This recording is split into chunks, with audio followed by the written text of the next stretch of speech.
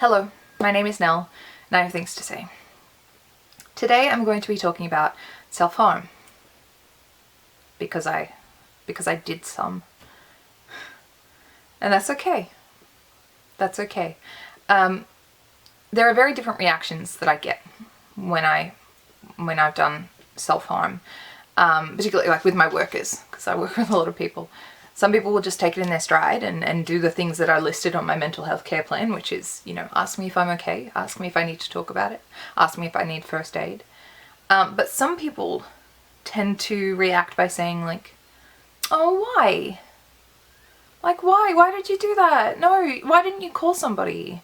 Why didn't you use your coping techniques? Why didn't you use your coping strategies? Why didn't you call a hotline? Why didn't you stop yourself? Why didn't you? Why didn't you? Why didn't you? Why didn't you? Why didn't you? You want to know why I didn't?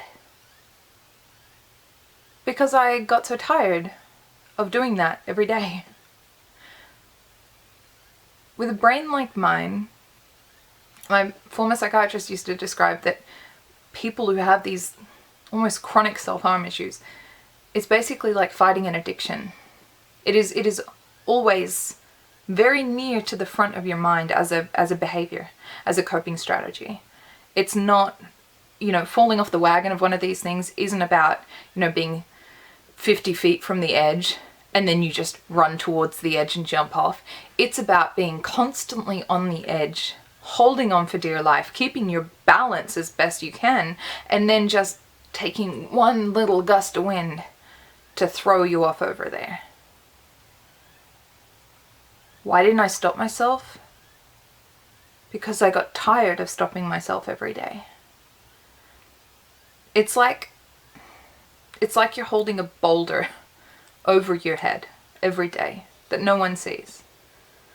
You're holding it there, and it's getting heavier and heavier, and no one sees. Heavier and heavier, and then eventually your arms just get weak and they crumble and the boulder comes crashing down on your head, and people are like, why did you drop that? That's not good. That's not healthy. Why would you drop that on your head? Why didn't you pick up that boulder and keep it above your head? You want to know why I didn't? Because my arms got tired, because I've been doing that all the time and no one noticed. I don't tend to kick myself when I self-harm. I don't tell myself, why didn't I do this? Why didn't I do that? I should have, I should have, I should have, I could have, I should have, I would have, I should have. Because I didn't. That's the simple fact. I didn't. Whatever I could have or should have or would have done, I didn't. And it's okay. I'm not going to kick myself for the one time that I dropped the boulder when I have been carrying that damn thing every day. And it gets heavier and heavier every day, and I keep carrying it and I keep carrying it, and nobody notices. They only notice when I drop it. So forgive me if I don't want to answer your questions about why I didn't do things that I should have done. Because I'm tired. I was doing that every day. It's like saying to a parent when their kid misbehaves, why didn't you pull them into line? You think they weren't trying? You think they're not trying this every day? Don't rouse them just for the one time they get it wrong, when that's what they're working towards every day. I don't know. It's just, it's tough because, I don't know, I guess it's some people's way of coping with it, so they can kind of go, I should really help someone. Maybe I should tell them what they should have done with their mental illness. That'll be super helpful. I mean, it's not. It's between you and me. It's really not. And people might say, well, what do you want me to say? Now I can say, why didn't you just ask me how I was? Why didn't you just check in on me? Now, if you've got somebody going through this and they trust you enough and feel safe enough with you to say, hey, I did this thing, please don't tell them all the things that they should have done instead. Because they didn't. They were probably trying and they couldn't, so they didn't. What they need from you is for you to say, Are you okay? Can I do anything? If not, that's fine.